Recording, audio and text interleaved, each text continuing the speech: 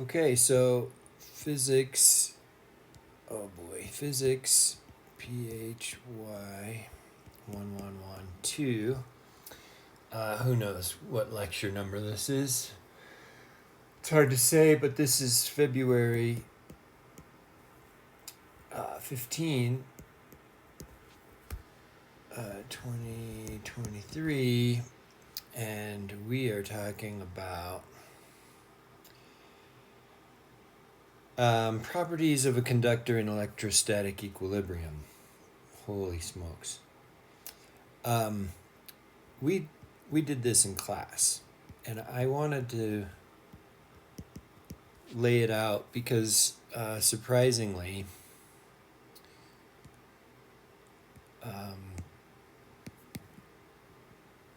this is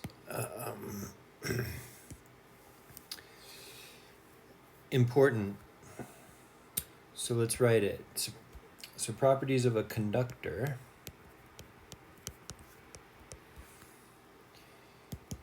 in electrostatic equilibrium.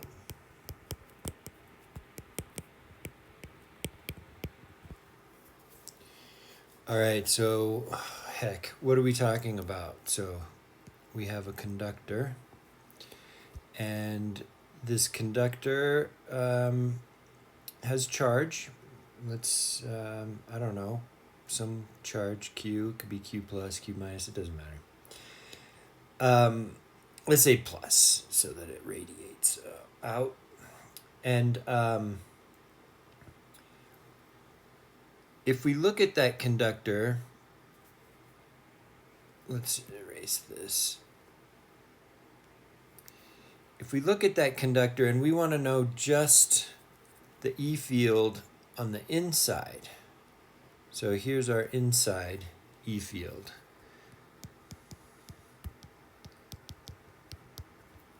If we take any single point inside here, doesn't matter where, we could be here, we could be on the edge, it doesn't matter where, all the charges that are in there will balance out. So no matter where we are inside that metal sphere, our E field is going to be equal to 0. And that's newtons per coulomb.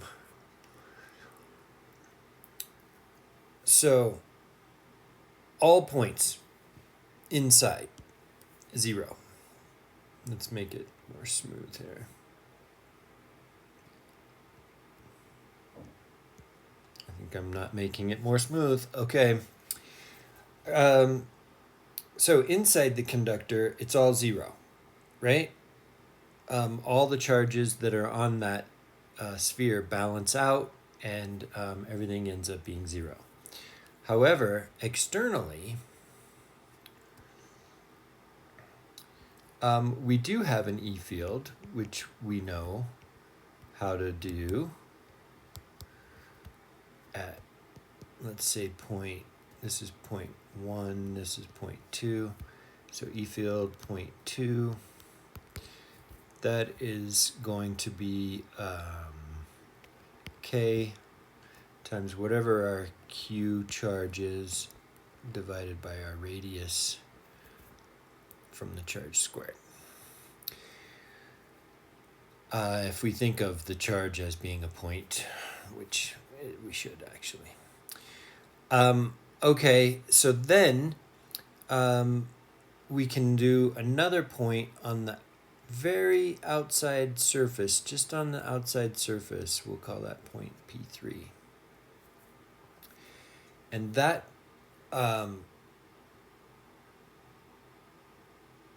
is where the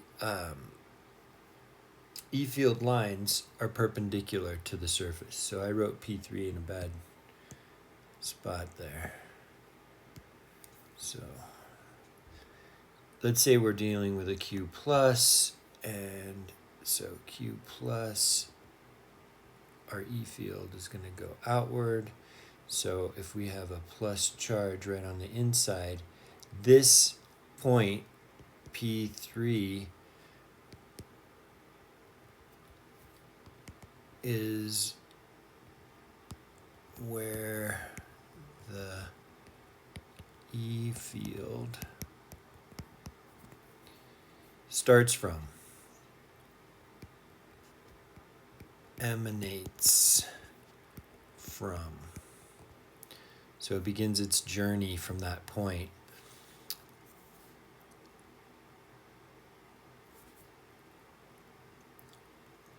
Okay, but more importantly, the surface at that point, if you were to take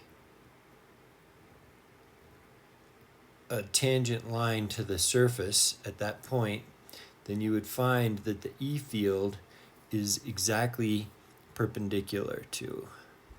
So the E field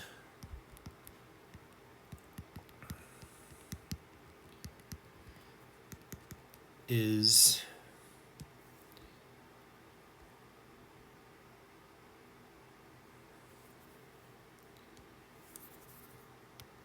perpendicular to the surface. And this is going to be something that comes back today. We're going to see more about this. And then all the excess charge, of course. So if we have a total charge Q, all the excess charge ends up on the surface equally distributed across the surface. So all the excess charge is equally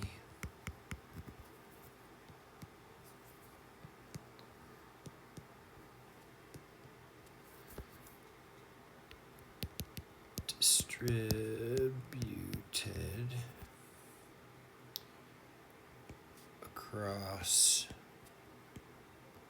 the surface.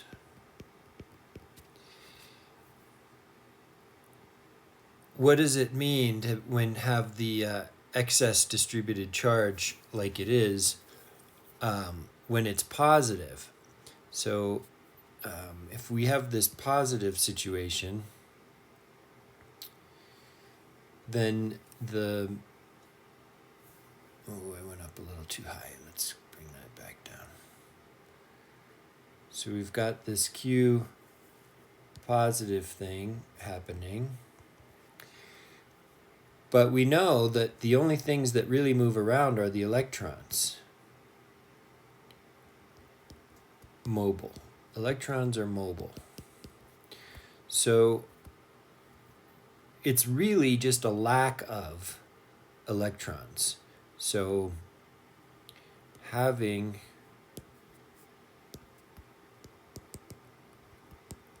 excess positive charge means missing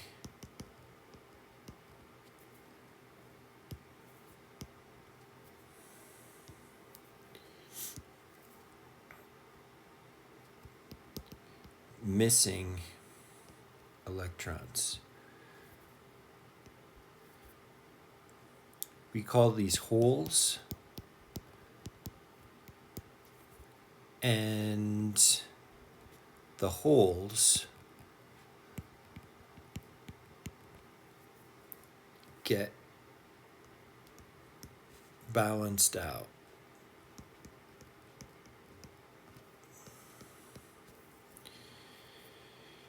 Equally. They get their own domain. So they get regions, and all the regions are equal. And it quickly happens.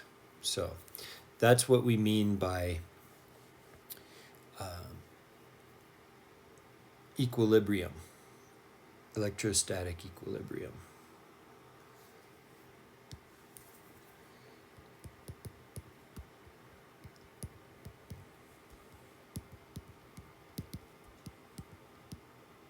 Static tick.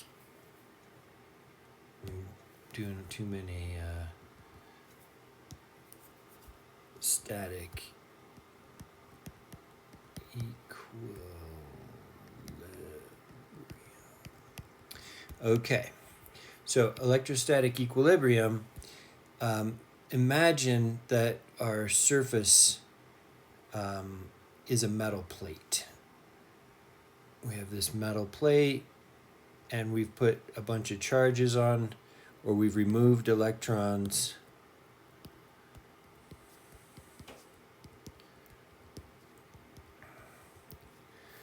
So, and if we think of this metal plate as getting extended to infinity in all directions, to infinity and beyond, in all directions,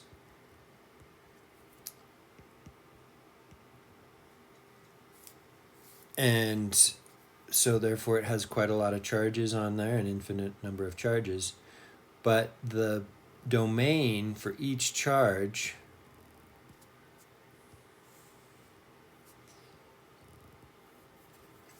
is an equal slice.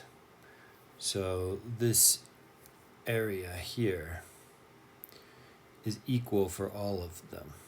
So no matter what kind of surface you have, when you have excess charge, every single one of those charges gets an equal domain.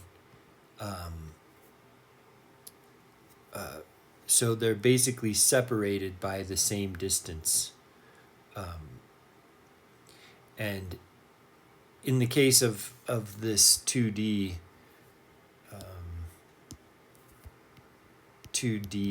sheet, it would look kind of like that, but it really even wouldn't look like that, actually.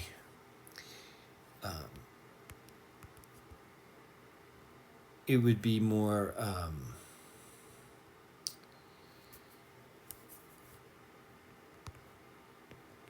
hexagonally packed.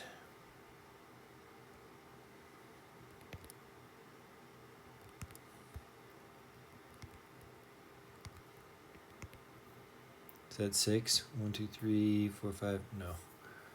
Oh boy.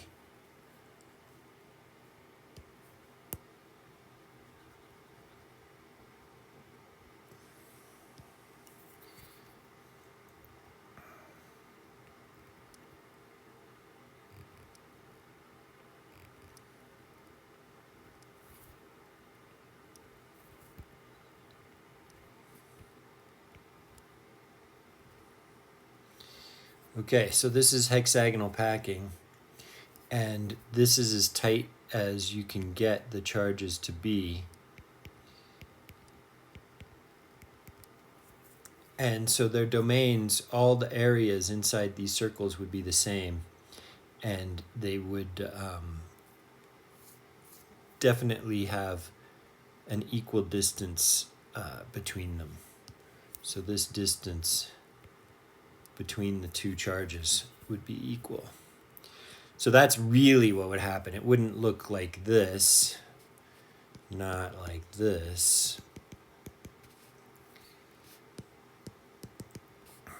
but like this.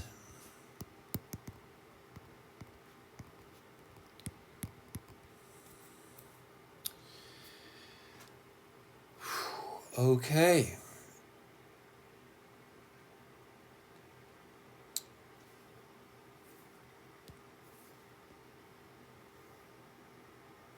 So that's where we left off last time. And what if we want to create a uniform electromagnetic field? So by a uniform field, I'm going to just draw how we get a uniform electromagnetic field. And we would have, say, this bar that we can put plus charges on.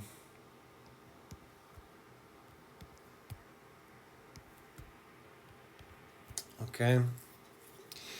And then we have a bar below it where we can equally put negative charges. And negative charges get the electric field toward them. Should we draw blue electric field? And the positive charges get the electromagnetic field. It emanates from them.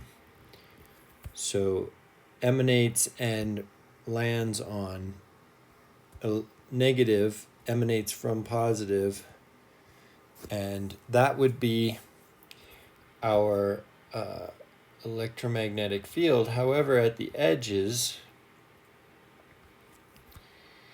it kind of goes something like this. And the same thing goes here.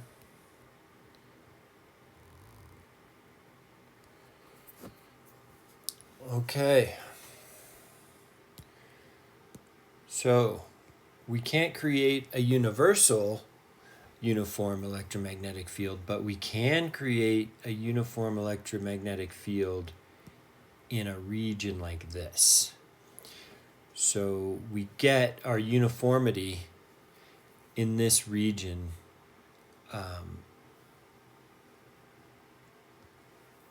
here. So this is where we have a uniform electrostatic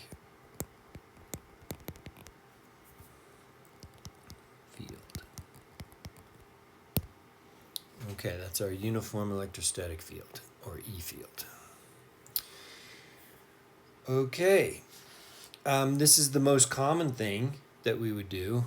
So on the top we've got this plus charge, and on the bottom we've got our negative charge. And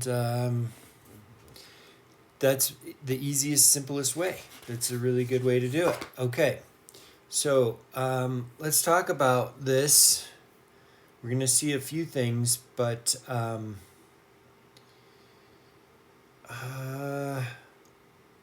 you know what? Before we talk about that, let's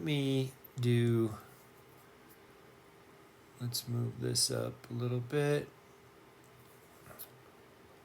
Let's talk about what happens if we were to place a neutral conductor. So here's our neutral conductor. We're going to place it right in the middle of our E field. So this is neutral conductor. Okay. So we have this E field, and we're in the middle of it. So I'm not going to draw the edges. We're going to go straight to the middle of our E field. Here's a negative, negative, negative, negative, negative. Let's get positive here. Positive, positive, positive, positive, positive. All right, and here's our conductor. We're going to put here. I'll put it here. Okay, positive conductor. How are our E fields the E field lines going to look? So we're still going to have this. And we're going to have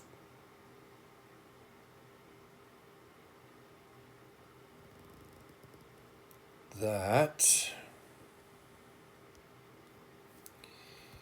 And then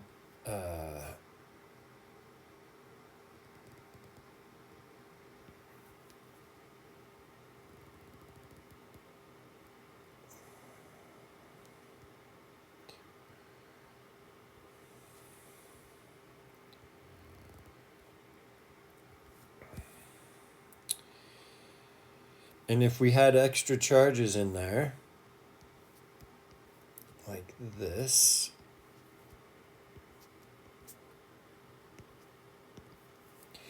then we'd have even more had no idea I had more colors. Oh my god.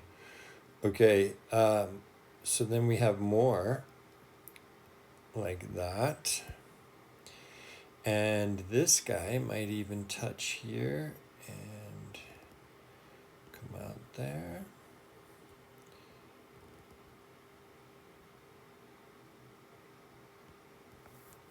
So it would look like that.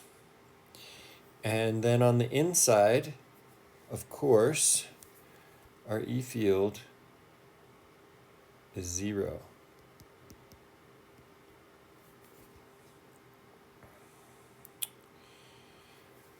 Okay. So we've placed a neutral conductor inside our E field, and that's what we got.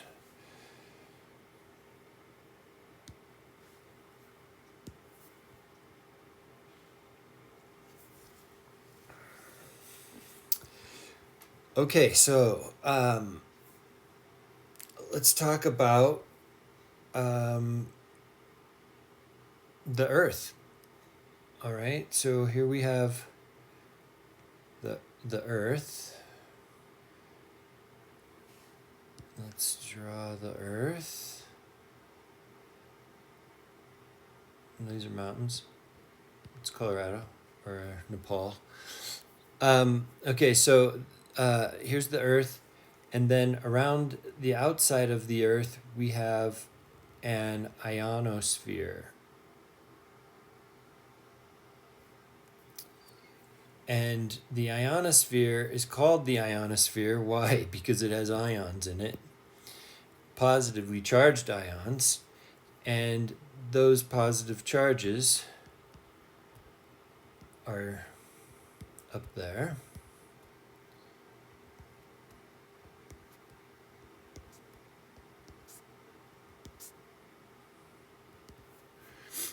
And then the Earth, we know, is, we call it ground for a reason. But the Earth has this negative charge thing going on. So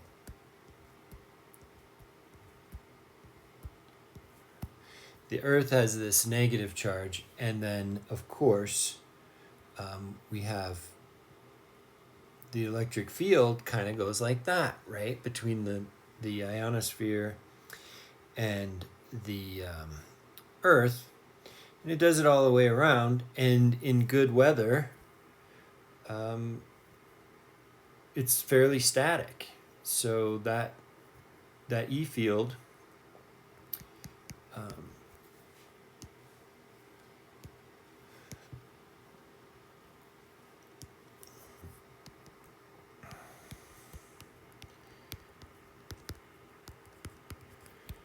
is static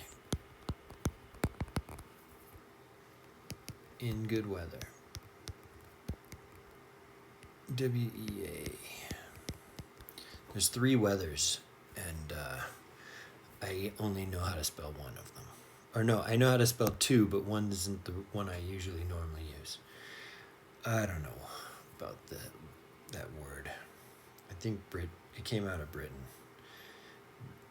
Or the Isles, the British Isles. So when it does change, though, we see it in things like the aurora borealis. So weather, here I am doing the other weather, one of the other ones. Okay, weather will distort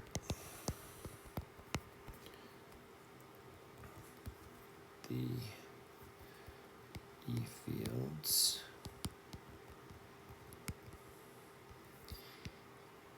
and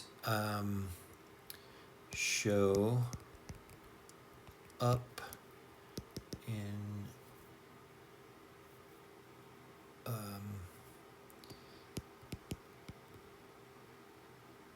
things like the aurora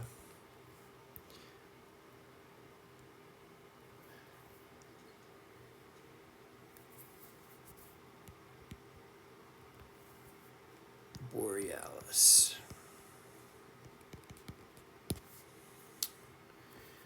So,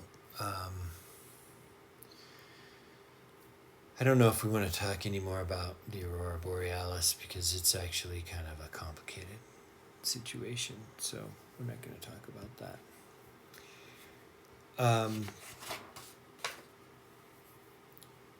But what we will talk about is locally we get rain. So precipitation, and it's not always all precipitation.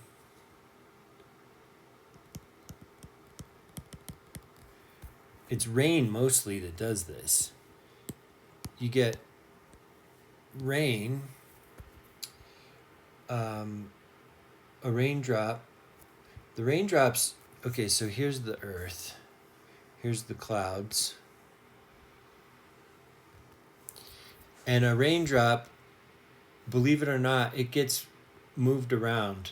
So the cloud is condensed moisture, and particles in the cloud, dust particles, grab more and more water, and the rain gets moved up and down as the cloud has its updrafts and downdrafts and all that stuff. And then that particle gets to a point where it's so heavy that the updrafts and downdrafts, they don't affect it anymore. It's got enough. And so then it falls to earth in this raindrop shape. So that raindrop shape, and it's falling toward the earth, and when it does, it takes a negative charge with it. It has gone up through in the clouds. As it was going, it's grabbing electrons all through this path. So it's picking up an electron, it picks up more electrons. Every time it grabs water out of the air, and it grows bigger and bigger and bigger, it's taking up all these electrons. So this thing is full of these electrons, and then it splashes down here, splashing down on the ground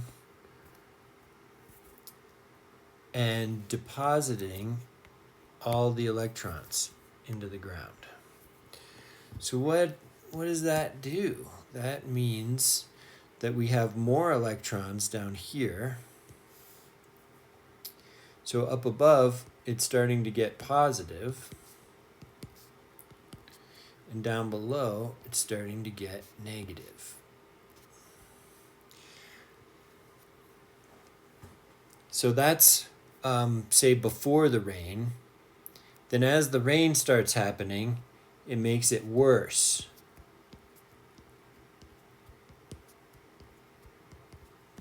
So there's double the charge up on top. And down below.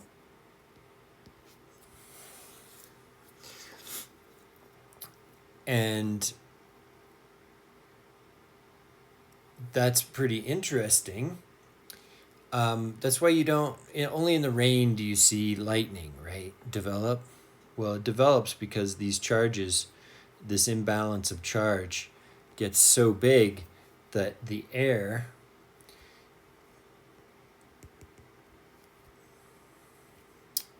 it's an insulator.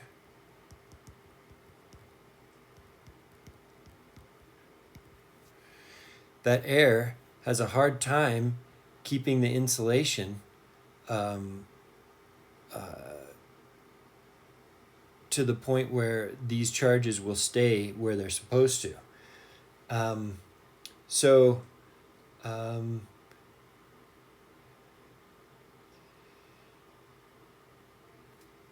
When the E field gets roughly to 3 times 10 to the 6 newtons per coulomb, when it gets to be about that point, that is when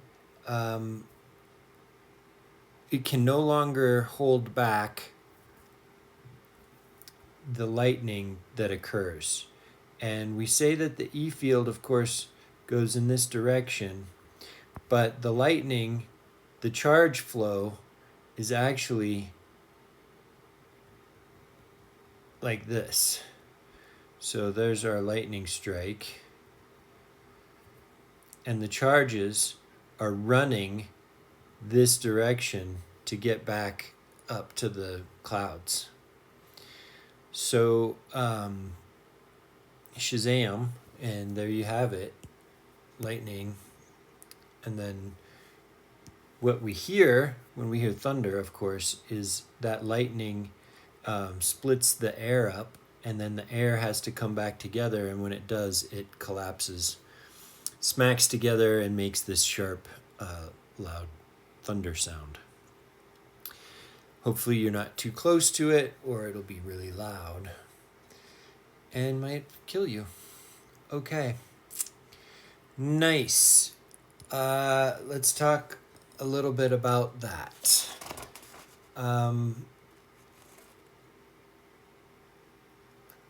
So lightning.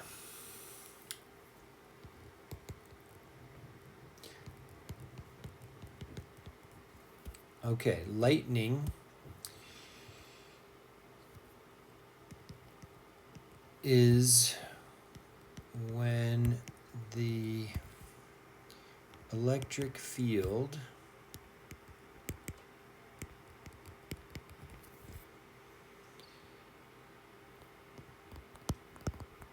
gets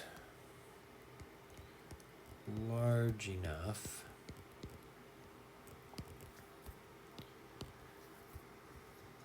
to cause,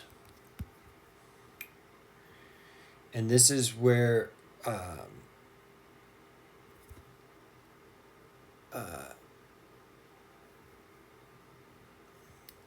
we introduce this new term. Okay, so lightning is when the E field gets large enough to cause the air to break down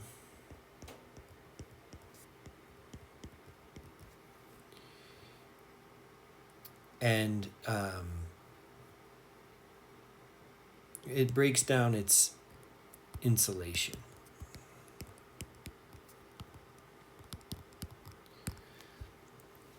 Okay, so here's the term. Dielectric breakdown. And it doesn't matter what insulator you have, they all will have a point at which they have dielectric breakdown. So air, it turns out, air breaks down under this field.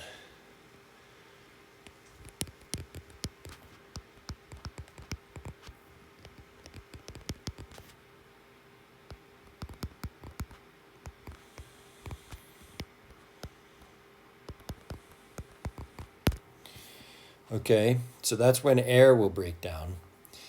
The dielectric breakdown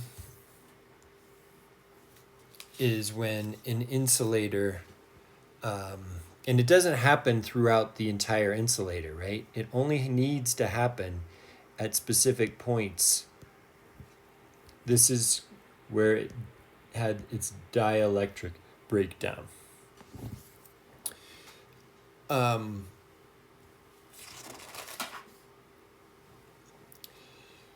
So the current can flow. Current flows through the insulator.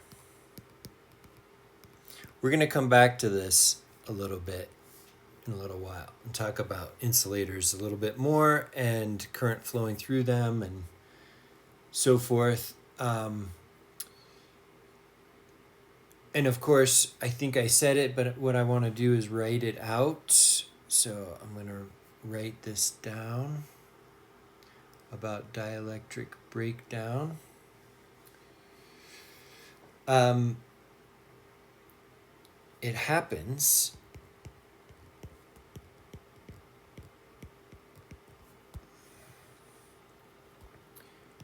to all insulators.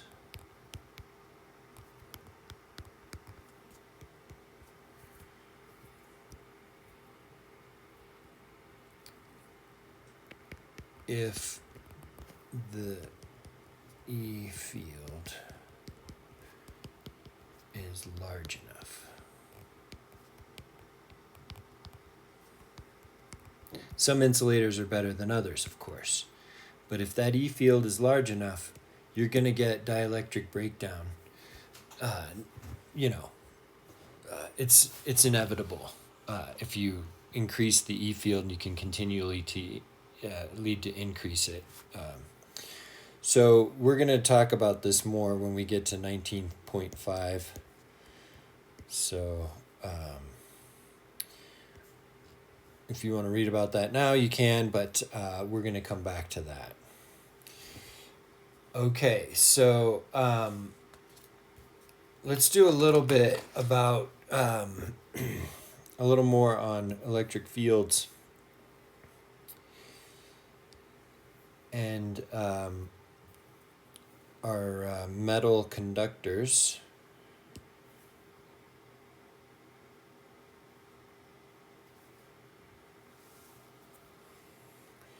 So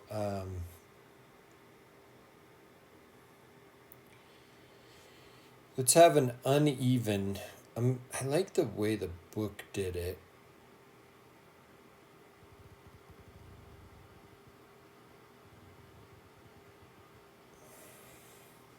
So here we have this object that is not spherical. It's kind of odd shaped, whatever, but it has a positive charge overall. Okay, and I don't like that we have. I can't mathematically show you guys Gauss's laws, but I can tell you the effects of them, and I can point out things that are how we see it, okay, or what happens actually when you do apply Gauss's laws. So what I want to do is draw a perfect circle around this thing.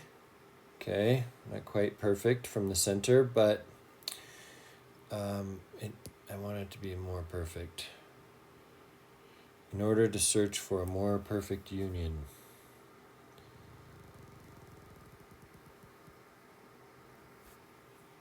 Okay, it's supposed to be a perfect circle. All right, imagine it's perfect. So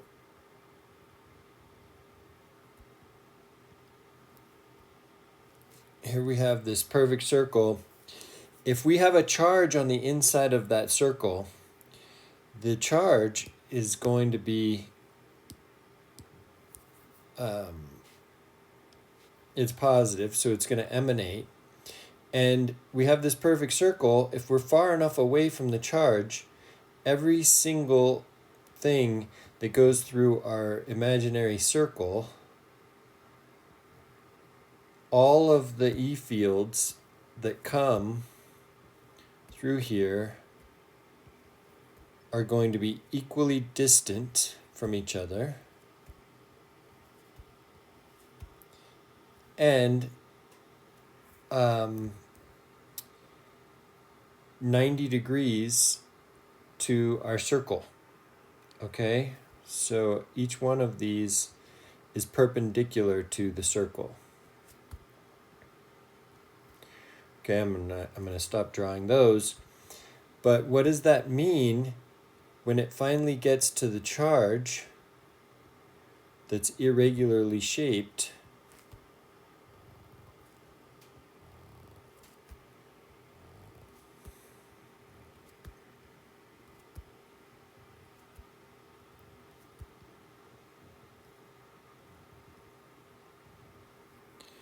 Can you see what's happening? This is where the charge flows from. And if you notice,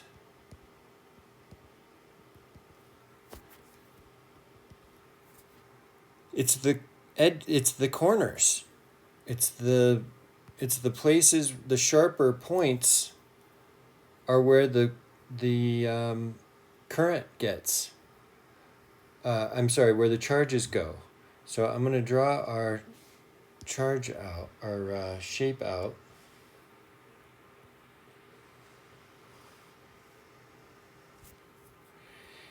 And it turns out that these are the places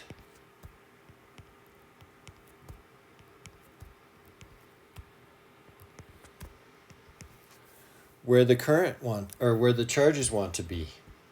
They want to be here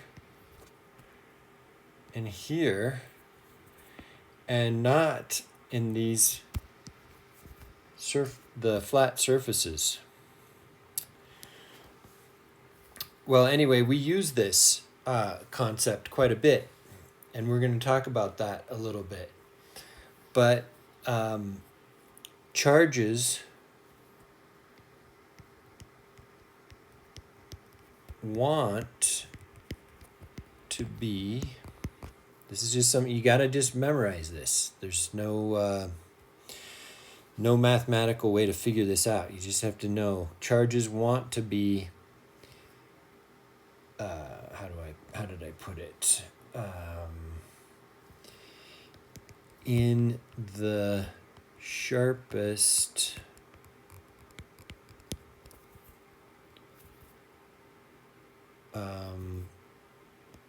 areas of the surface of an object.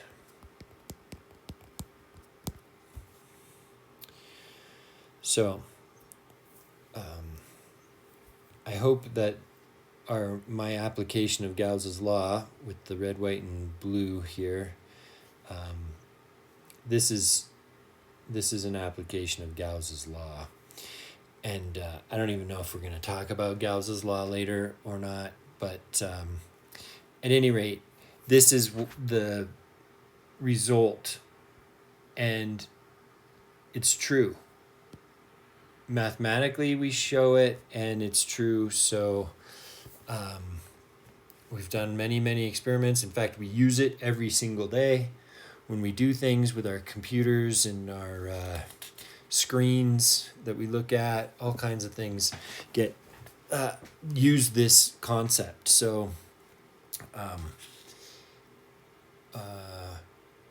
keep that in mind. But the sharpest areas on a surface are where the charges will develop. If this was a negative charge, we'd have all the electrons in these places. Okay, it'd be just electrons instead of the lack of electrons.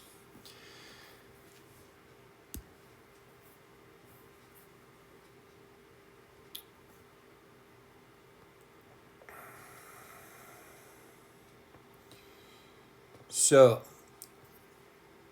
there are things called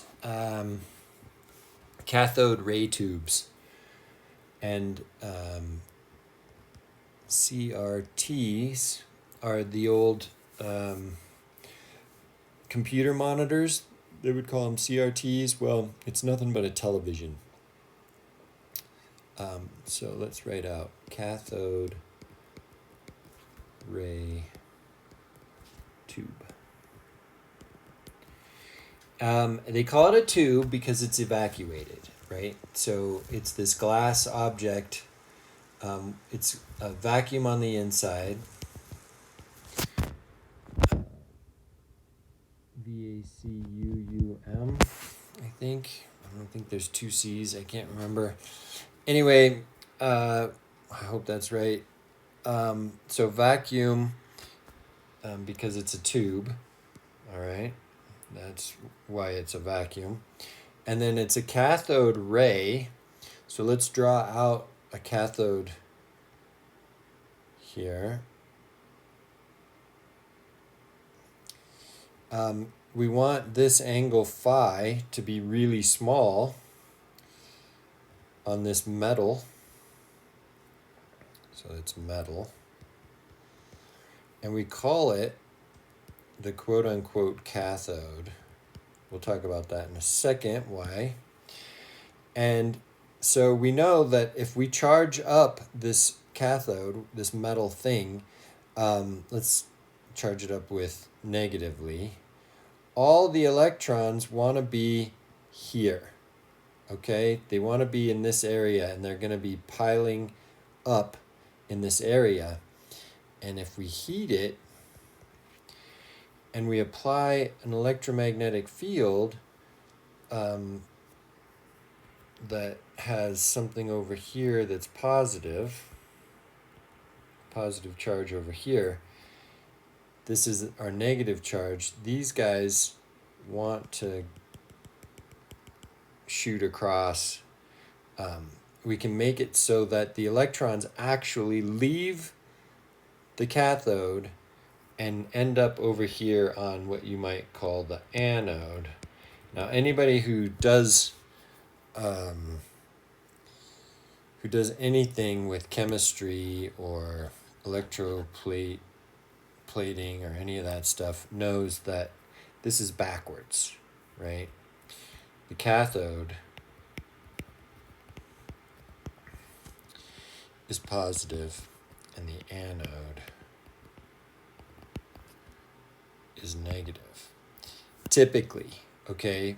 But when they came up with this thing, they didn't know that they were shooting electrons. They didn't know what the charges were, and they assumed that they were positive charges. So that's why the name cathode stuck.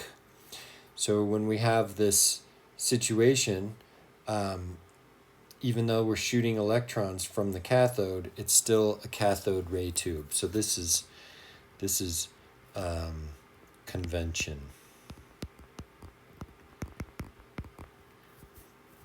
not television. So televisions work with a cathode ray tube, and they shoot this across. Now here's where I'm going to try and draw. I'm going to try and draw this thing so that you can see what happens. So we're going to have our cathode. It gets heated up.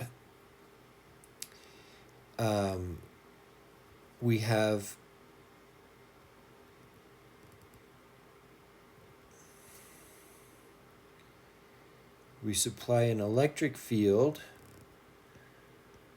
with these guys, where this guy's positive, this guy's negative, and the electric field goes like this.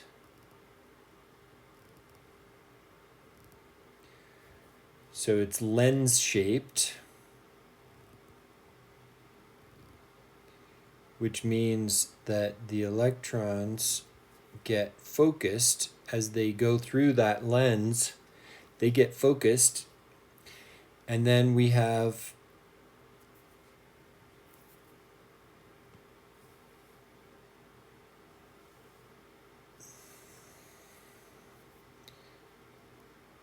here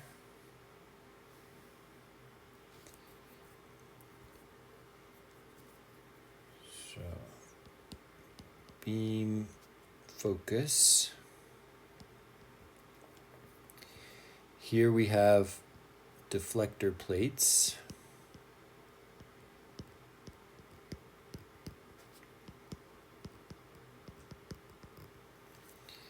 And I don't know, we might say the top is positive, bottom is negative, and our E field is roughly uniform through here. And then finally we have over here, we have this screen. And the screen has a charge on it as well.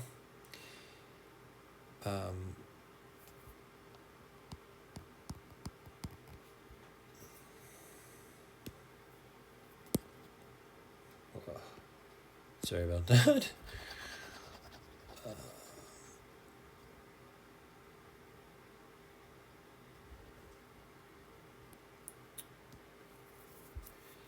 The screen is phosphorescent.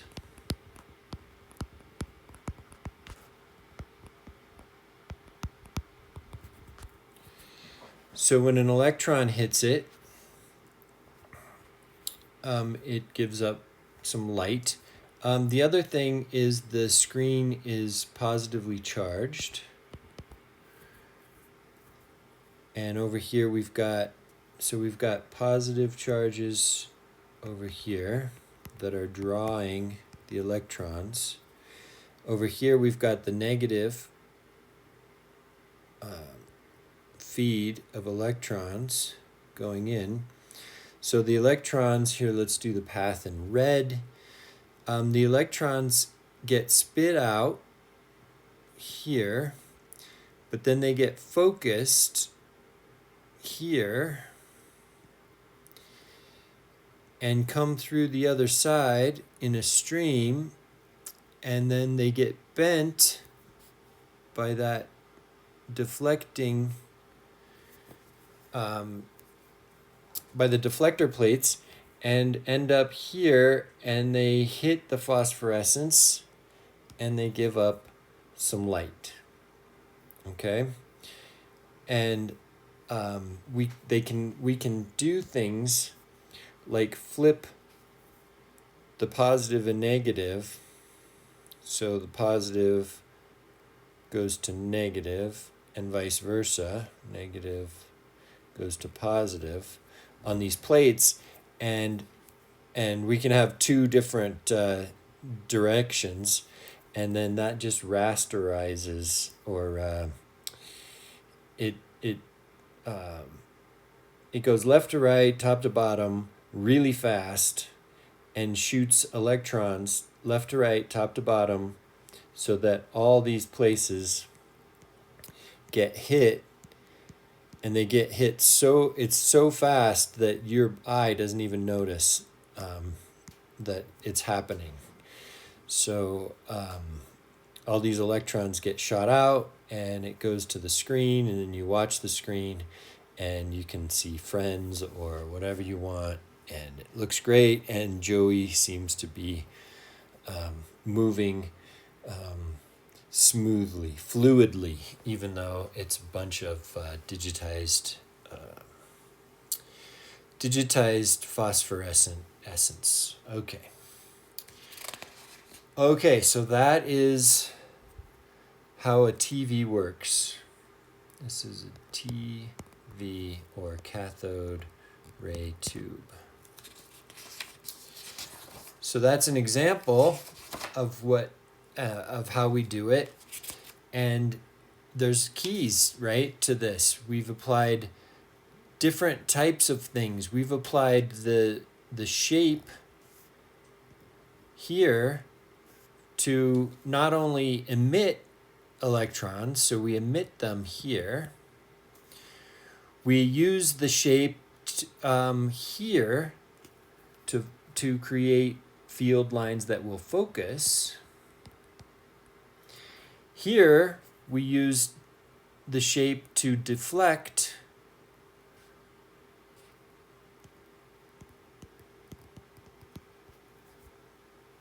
the charges, and overall, we have a net E field pointing this way to get the charges to go from one side of this obstacle course to the other. So it's all about E fields, and static E fields and how we can control them, that is a cathode ray tube. And if you imagine this whole thing, all of this being done inside a vacuum.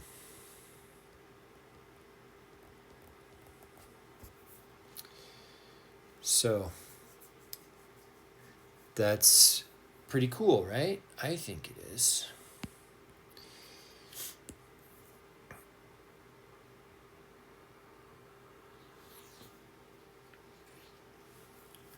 Okay, so we looked at a TV, a cathode ray tube. What about, here's some dude's house. Here's my neighbor's house. Because I'm not going to do this. My neighbor has lightning rods on their house. And lightning rods, I'm going to do a close-up of a lightning rod. This is this probably brass is what it is, or some mixture of copper and some other things, but it's metal and it sticks up at a point, and you want it to be a point so that electrons, if the E field gets large enough between the ground or your house, which is essentially the ground, and the clouds, if that electrical field gets large enough, electrons will get emitted. Okay, and so your house emits electrons. Seriously, my neighbor has them all over his house, all along the roof. He's got them on the corners of the house, just everywhere. So yeah, here, we'll put some more here. Okay. So the nice part, the good part about it is the field.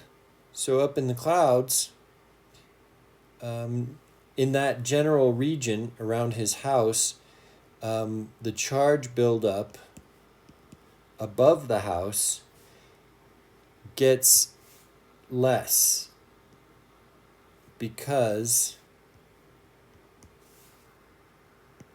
it's not as dense over the house. It might be more dense over my house, but it's not as dense over his house because these electrons go up and negate the ones that used to be there. So there used to be a positive charge in these places, but the electrons have floated up and they've eliminated those positive. They just cancel out, and we have less of a magnetic or electric field between the sky and the ground. So here's the ground where we have our negatives. And where we used to have positives up there, we used to have negatives down here, and those negatives have balanced out. The electrons have moved. They were here, and they go up through these have wires all connected to them, right? Let's draw wires. And the wires go to the ground. And, the symbol for ground is this.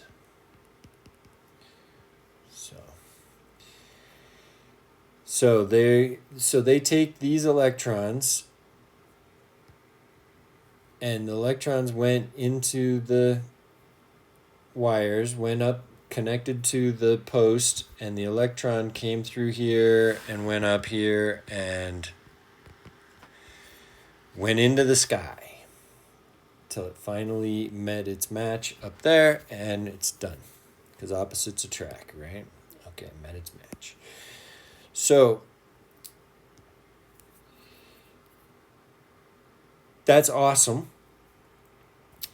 However, What also happens if a storm comes through, let's do a storm in black. The storm comes through and it breezes through, and we have the house with all of the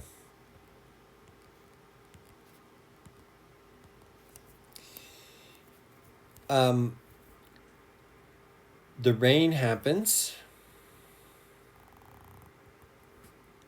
so the charge flow goes this direction, and there's nothing you can do about it. It's what raindrops do. So we have this charge flow going down to the ground. Negative, negative, negative, negative, negative, negative. And up here we have positive, positive, positive, positive, positive. If we have that house and then we have my house right next door, the path of least resistance is here. So all of these all these negatives down here will go through here, up to here, and into the air where the lightning is striking. So, and the back and forth, you guys have heard about it, right? And you can see it. The dielectric breaks down and reforms and breaks down and reforms.